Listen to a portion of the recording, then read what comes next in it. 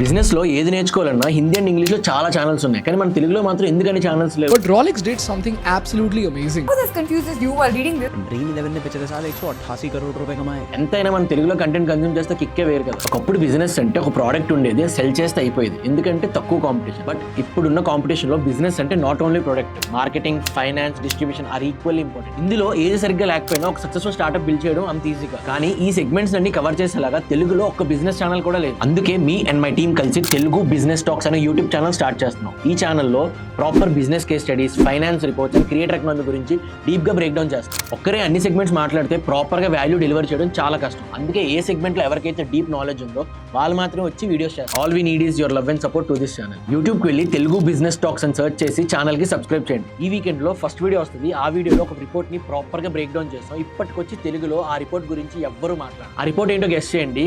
Business interest ఉండే మీ friends అందరికీ వీడియోని షేర్ చేయండి.